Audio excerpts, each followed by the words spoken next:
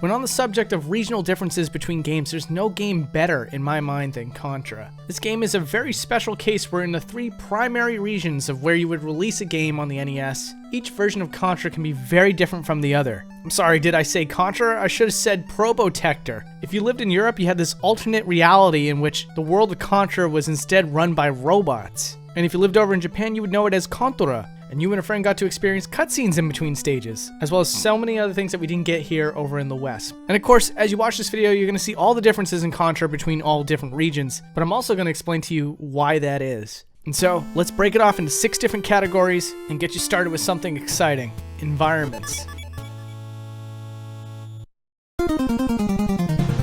So, the European version is almost identical to the US version, with the exception of one minor change that we'll get to in a later segment of the show. And so we're going to be looking at the differences between the US version and the Japanese version.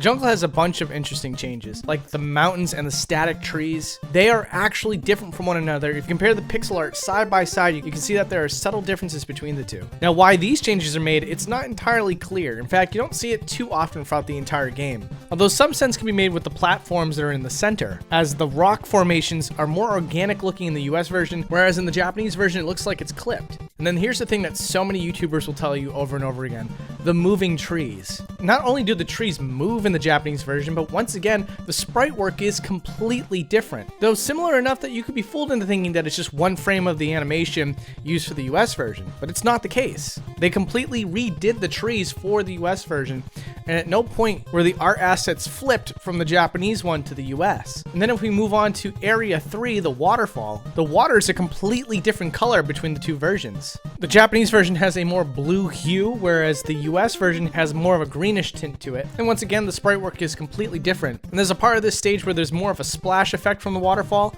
You can see that once again, the sprite work is drastically different between the two, which that's very fascinating. And there is also one very subtle change between the rock formations in the US version and the rock formations in the Japanese version. For some reason, the developers felt the need to touch up the rocks to have less of a black background over in the US version. But unlike the first stage, the art assets from the Japanese version is mostly carried over to the US one.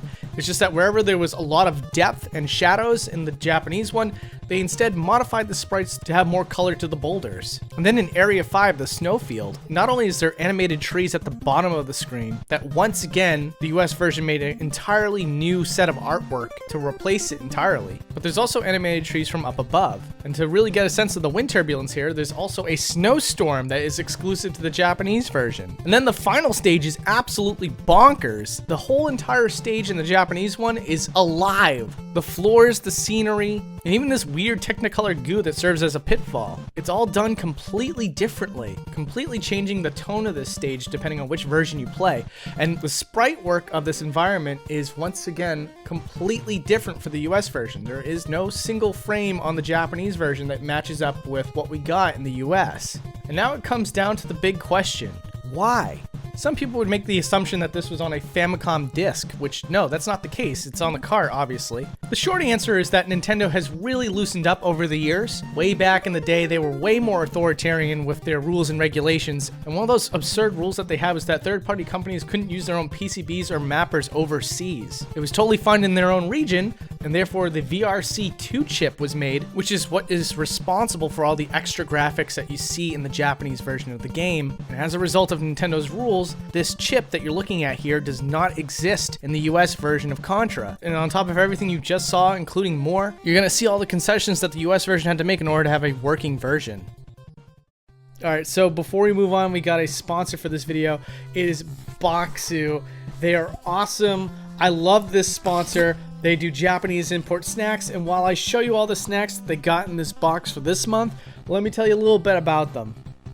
So Boxu is a monthly snack box subscription service that delivers original assortments of premium Japanese snacks, as well as tea pairings. Every month you get a box with a different theme, and the snacks will always be different. It's a gourmet journey through Japan every single month. And I have to speak from the heart here, this service is really good for you adventurous eaters, especially the ones that are looking for different types of snacks other than candy from Japan. You really get all kinds from Boxu. They give you enough portions to share with friends so you guys can have a very interesting night together, enjoying some stuff that you could never get here in the US. And although Boxu will totally make it worth your while to subscribe for every single month, you can order just one box if you'd like to. Multi-month subscription boxes start at $36.99. This is a sponsored message, but I will say something from me to you. I do think this is totally worth it, and I probably will be buying the occasional box here and there for either a stream or for when I hang out with friends. Definitely check them out. Follow the link in the description and use code REGIONBREAK10 to get 10% off of your order. Make sure you click it, make sure you get it, and you will not regret it. So next up is cutscenes. Now, for the exact same reason as I mentioned before, the reason why you're not seeing cutscenes in a lot of the European and American versions is because they didn't have the VRC2 to work with. And as a result, there's a whole lot of cutscenes that were completely stripped out of the games. Now, to give you an English representation of what's being said in Japanese, I'm going to use a fan-translated ROM called Grisor, which I'm going to explain more about later in this episode. And with that said, there's all sorts of cutscenes. Like, for example, there's this radio sequence in between early stages of the game where Bill tells headquarters what boss he just took down, followed by telling HQ which point he's about to approach. And then as your main character gets much further into the enemy base, the cutscenes are replaced with a scene of him shooting a machine gun. And I bet some of you are curious about whether or not Lance is featured in any of these cutscenes. And yes, under certain conditions, like for example, if the second player is the only one alive, Lance will be featured in these cutscenes instead, really going the extra mile there. And then the endings of the game are kind of interesting. There is a cutscene that plays if you beat Contra or Probotector, but there's a portion of that cutscene that's taken out. That's a scene where your character hops into the helicopter. But Japan doesn't get everything. Although when this scene plays out in all versions, the Japanese one turns to grayscale and then scrolls upwards, whereas instead in the US and PAL version, there's a dialogue box that reads, "Congratulations, you've destroyed the vile Red Falcon and saved the universe. Consider yourself a hero." Now, like I said, that wasn't in the Japanese version, but there are two little interesting points about the US versus the PAL version. One is that the US version has an exclamation point after congratulations. Also, the font's a little bit different for some weird reason. The Red Falcon's not mentioned anywhere in Probotector except for the end of the game, so it may very well be an oversight from the developers. And if you're confused by that conclusion, once again, we'll explain that later in the episode. And then there's a whole intro sequence, and once again, we'll use the Grisor version to translate what it says. AD 2631. The story begins when New Zealand reports that a meteor crashed into a nearby ocean. 2 years later, Red Falcon begins destruction on humanity. Two of Earth's Marines, Bill and Lance, become the Grisor. Their mission? Stop the world's destruction. And I'm pretty sure Grisor would have been Kontora in the original Japanese text. Alright, so once again, we have boxes to compare for this week's episode, but unfortunately, I got some bad news. We do have Contra for the US region. We do have Probotector for the PAL region, but unfortunately, I got just the cartridge for the Japanese region. The reason for that is that I ordered a box, only got a cartridge, they never returned it, and it's very, very expensive, so we're just gonna have to work with what we have. So I will post an image of the full contents of the Japanese box with these other two right here. And before we move on to the others, here's the one physical thing I have from the Japanese version, like I said. The card itself, which has an hole through the left side, which was a common thing for Konami games back then. It also features original artwork that was not used in the US version that also had the alien motif in the background. The US version went with a similar idea, but it went for a more movie poster-esque looking art style. I'm sure you guys have already heard about the influences. I won't mention them here. But the contents of the box. You had the classic NES cartridge instead of the Famicom, of course. You had a Nintendo Power insert, an ad for giving away secrets. This was printed out by Konami themselves. And then a black and white manual, which we will get back to in just a second. PAL region carts are very similar to the US ones, so it looks very, very similar, except for the fact, obviously, that there are robots. It also comes with its own black and white manual that comes in two different languages, English and Spanish. The backs of the two boxes for Contra and Probotector are similar yet incredibly different at the same time. The tagline is exactly the same, which is, pitted against the galaxy's fiercest foe, you either win or the whole world loses. Contra's synopsis, though, is, the universe teeters on the brink of total annihilation at the hands of the vile alien warmonger, Red Falcon. Earth's only hope rests with you, a courageous member of the Special Forces Elite Commando Squad. Your mission, battle deep into the deadly Amazon jungle, where the Red Falcon and his galactic henchmen has transformed ancient Mayan temples into awesome monuments dedicated to mass destruction. A multitude of weapons, from rapid-fire machine guns to high-tech lasers, are at your disposal as you sweat blood, fighting past 3D mazes, underground security systems, and tropical forests surrounded by giant waterfalls and alien cannons. This is the ultimate test for the ultimate guerrilla warrior, and if you survive, Earth survives. Meanwhile, Probotector goes in a completely different direction and says, it's the year 2633 AD. Actually, now that I think about it, that's the same exact gear for Contra's intro that wasn't used in either game. It's kind of funny. Technology has reached a level so advanced that nature and science now exist in harmony, and peace reigns throughout the world. But beneath the calmness, something beyond all imagination is discovered that threatens the existence of mankind. While conducting top-secret research, a special task force of scientists find that an alien being from the galaxy of Apocalypse is plotting to wipe out the human race. In order to protect the Earth and its people, 2 combat robots, Probotector, RD-008 and RC-011, have been developed. Their mission is to go to the aliens' fortress in Galga Islands and see that they are fully exterminated. Now again, you might notice that the Red Falcon has not been mentioned at all up to this point. In fact, if you go inside the manual, it's once again referred to as the Galaxy of Apocalypse and not the Red Falcon.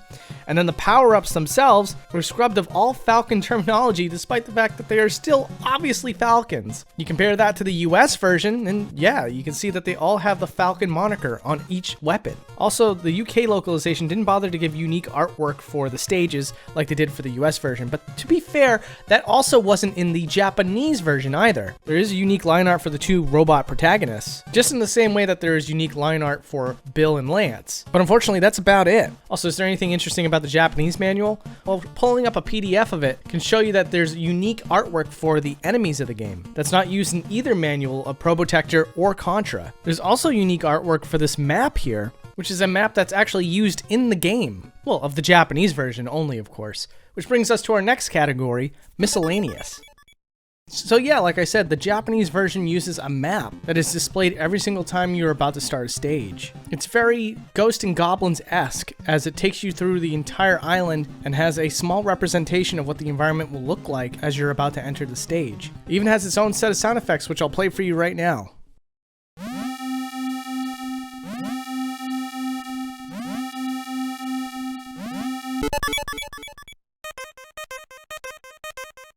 And speaking of unique sound effects, there's also a song that is never used in the US or European version, and that's because that song is used in the intro cutscene. So I'll play a little bit of that for you right now.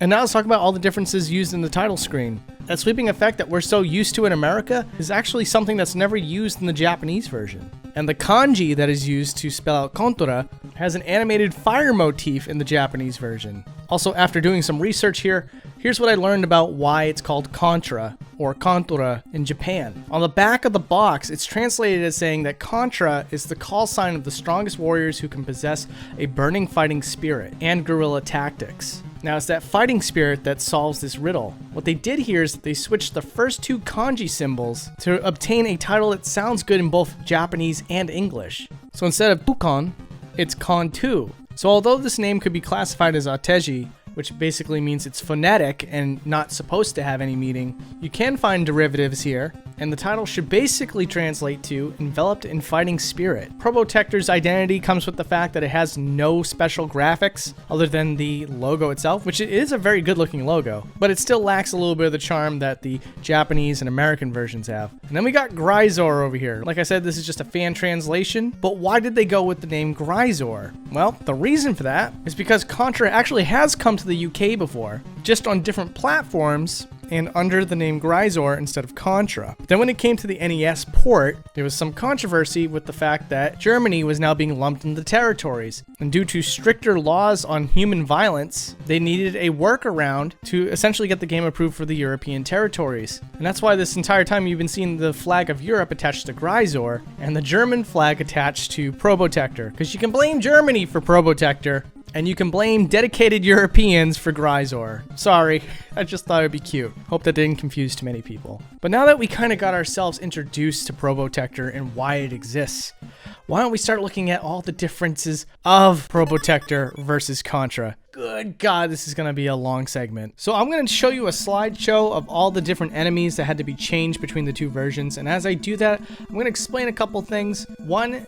the game is almost essentially the US version of Contra. But the rules here are that any human character that was in Contra had to be swapped out for a robot. And so, as you're going to see with every single change here, If it had any sort of human DNA, it is going to become mechanical. One of the funniest ones is this boss named Gordea, as I guess it's a giant human being. And so for Probotector, he just looks slightly different. Still looks very humanoid to me, but you know, whatever, I guess it got past the censors. Now, all the aliens were left untouched. For the most part, that is. For some weird reason, a lot of the bosses had color palette changes to certain things like projectiles, as well as weak points. And it's very possible that this is attributed to the fact that the color palettes of the main characters are different, and some of the colors used in some of the bosses in Contra share color palettes with Bill and Lance. This is definitely the case in this one stage where there's just this one piece of environment that is supposed to look blue here, but in Probotector, it's gray.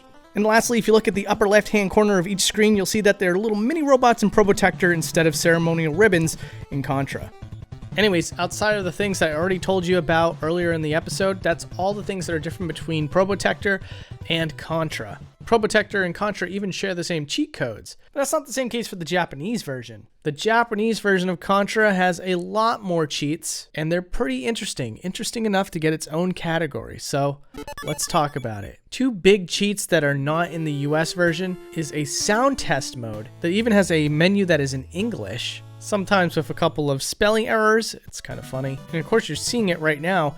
There's even a uniquely designed interface for this menu. And the same can be said for a level select screen. Yeah, over in Japan, they even had their own level select code. And once again, it has its own interface with English menu options. But the biggest and craziest cheat of them all is that if you held down certain buttons after you beat Contra in the Japanese version, there was a secret message that would pop up. Now, as much as I respect the folks that took the time to translate the game for Gryzor, they actually did not know about this hidden message, and therefore it's not translated. You instead get garbage that doesn't say anything at all. But that's okay, I have the basic translation here. It more or less says, "You stupid Earthlings. Do you think Red Falcon has been completely annihilated? All of our bases on Earth may have been destroyed, but we've already made our next move. Our Red Falcon is forever immortal." And so that's all I could find, and Resident Evil 8 Boundary Break is the next episode. Hopefully if you liked the video and you want to see some future stuff, just make sure you subscribe. Thanks a lot. Take it easy.